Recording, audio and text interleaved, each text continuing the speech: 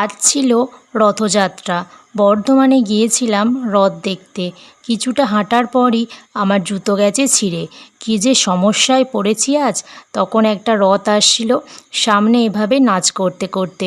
আমি যদিও দেখতে পাইনি এগুলো, এই ভিডিওটা একটা বোনের কাছ থেকে নিয়েছিলাম। আমি তখন জুতো কিনতে গেছিলাম। আমি বাদে সবাই, আমার সাথে যারা গিয়েছিল সবাই রথ টেনেছে। দিয়ে আমি এই যে এই বুটটা নিলাম। আমি জুতো কিনে আসার পর কিছুক্ষণ দাঁড়িয়েছিলাম রথ দেখব বলে। আসছিলও না, তাছাড়া সন্ধে হয়ে আসছিল, বাড়ি আসার সময়ও হয়ে যাচ্ছিল। আমার খুবই মন খারাপ লাগছিল। হয়তো জগন্নাথ দেব চাননি, তাই আমি ওনাকে দেখতেও পেলাম না, আর রথের দড়ি টানতেও পেলাম না। বাসে করে আসার সময় একটা রথ আসছিল, রাস্তা জ্যাম হয়ে গিয়েছিল, আমাদের বাসটাও দাঁড়িয়েছিল। আমি তখন বাস থেকে নেমে দেখতে পেলাম রথ।